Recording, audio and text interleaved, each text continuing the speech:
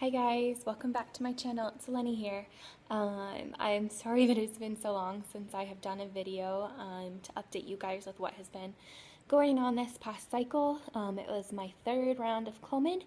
My 21-day progesterone draw came back at a 23. Sorry, there's like a bug flying around.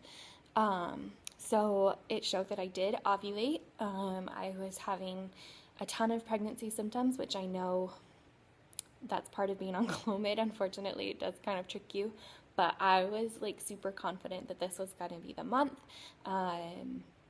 I just really felt like I was pregnant, and I felt like I did when I was pregnant with my son. And then when I got negative after negative after negative test, it pretty much crushed me this month.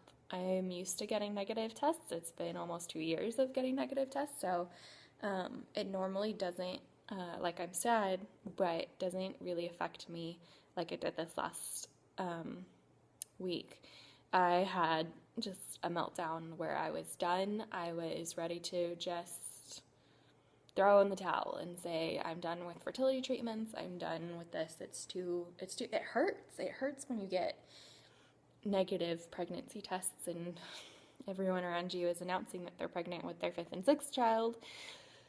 And I don't know why it affected me so much this cycle. I try to be positive and try to stay hopeful, but I just cried. I just laid in bed and cried and cried and cried, and my poor husband didn't know what to do, and so he brought me home roses. It was so sweet. But yeah, so this last cycle was a no-go. So yeah, on to this next month, and I'm glad that I could take a couple days to kind of grieve.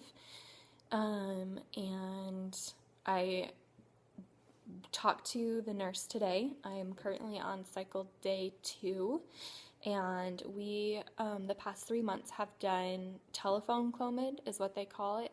So on cycle day 1, I call the office and they order me my prescription, and then other than getting my progesterone draw, they don't really monitor anything other than that.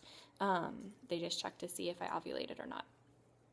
So I was kind of done with that. We've done it 3 months, and 2 of the months I did ovulate, and I'm not pregnant, and I just feel like they need to be doing more, and I told her that, and because originally the doctor had said he wanted to do that for 6 months, and I said, no way.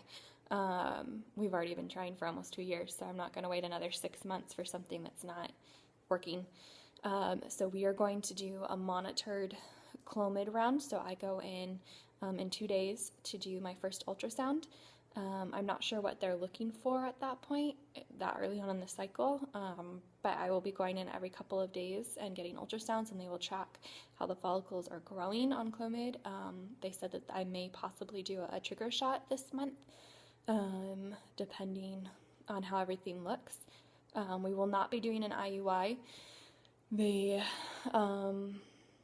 I thought when we first started, they would order a bunch of tests for us. I thought I would do, where they do the scan of your ovaries and tubes, make sure everything's not blocked. They didn't do a semen analysis for my husband. They didn't do blood work on either of us.